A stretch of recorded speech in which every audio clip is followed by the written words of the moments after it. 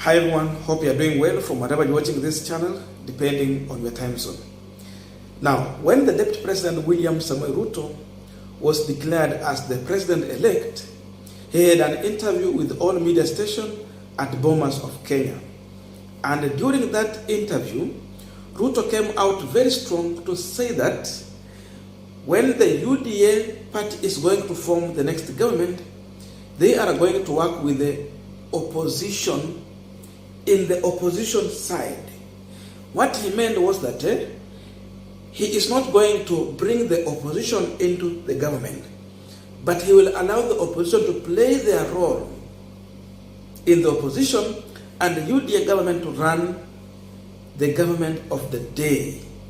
So the opposition is to checkmate the government. That was the position of William Samoei Ruto, because he said he don't want to have a mongrel of government. Yani hujui kichwa iko wapi na mkia iko wapi. To that one, he was trying to criticize when President Uhuru Kenyatta had a handshake with Raila Amolo Odinga in 2018 after the 2017 general election. From that time, we know the opposition was closely working with the government, something that William Samoei Ruto was against. Listen to him shortly. There are areas we can agree on moving the country forward in the context of those of us who will be running the executive, and I'm sure my competitor will take up his role and his team as the opposition, so that we can see how we can move the country forward. We have had a situation where people who are supposed to be in the opposition are actually running matters in the executive. And that is why the people of Kenya voted for me and my team. They want a government that has checks and balances, and they want a government that is accountable. They do not want a mongrel of a government that nobody knows who is in the executive, who is in the opposition, who is doing what. I think the people of Kenya want clarity, because we are. Now, in case William Samoei Ruto is going to form the next government, I'm saying this because I know Azimio is preparing a case.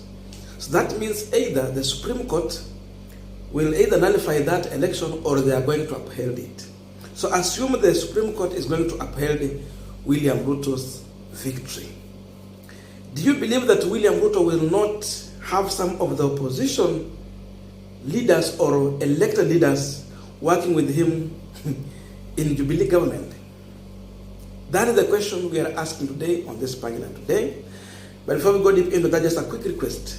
You might be watching this channel but you're not yet subscribed, so my humble request, please consider subscribing so that another time, once we release a video like this one, you will always get notified. Again, to all our channel subscribers and anyone who drop comment, I must say thank you so much for your unconditional support.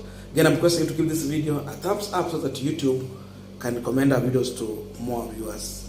Back to our discussion.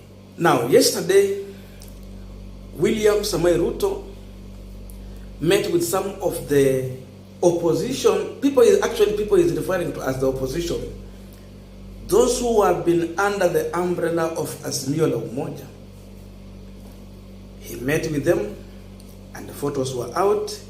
He shared his own view also on the same. The question is Ruto doing what actually he has been condemning President Uhuru Kenyatta, or is going to do it differently? And why meet these opposition leaders? Because this is what he said in his Facebook page after meeting some of the leaders from the Eastern. We salute the United Democratic Movement, UDM leadership, for abandoning Azimio La Umoja and joining Kenya Kwanza. UDM party leader and the Mandera senator-elect, Ali Roba, deputy party leader, and the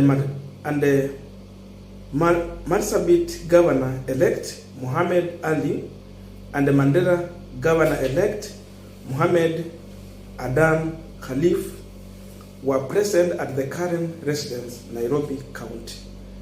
Others were Deputy Governor-elect Mandera Ali, Maalim, Wajir Senator elect Abbas, Sheikh, MP Umulkheir, Kassim, Mandera, Bashir, Abdullahi, Mandera North, Kullow, Hassan, Banisa, Joseph, Lekuton, majina ngumu, Laisamis, Mangale, Munga, Chiforomodo, Lunga, AbdulEnrahim, Haro, Mandera South, and Adan Haji, Mandera. This was the first team that William Samoei Ruto met, and these are the people who have been campaigning for Raila Odinga in Azimio La Umoja. This is the second post he did. Held a consultation meeting with the MPs, Guyo, Wak, Moyale, Upia, that's Upia party, Wario, Guyo, Adan North, Horin, Kanu. Sasa amechukua paka watu wa Gideon Moi, Dido Raso, Saku, UDA, and Naomi Wako, Woman Rep, Marsabit, UDA. Current Nairobi County. Also present were former MP Chachu Ganya. That is William Samoei Ruto for you. What he said during the interview is totally different from what he's doing. And these are the same issues he was criticizing President Uhuru Kenyatta on the same. That he brought Raila Amolo Odinga and the NASA side of the government, making it look like a mongrel government. Haina kichwa, haina mkia. Sasa, what is the difference from what he's doing right now? We understand that Ruto does not have enough numbers in the National Assembly. As of now, NASA is standing at, not NASA, sorry, Azimio La Umoja is standing at 162, and the Kenya Kwanza have 159, a difference of 3. Remember, they are going to elect the Speaker of National Assembly. Of course, he's well and good at the Senate because he's 24. Azimio wako 22 maningapi, something like that. So he has numbers there. But he's lacking numbers in the National Assembly. Raila had enough numbers. And the leaders Ruto met here from UDM party, there are more than 7 members of parliament. Some 2 senators there. The other side is meeting. So he will have more numbers in Kenya Kwanza side. I thought the condition meant that if you join a coalition, you have to stay in that coalition for about 3 months before you give them notice of 3 months before you exit.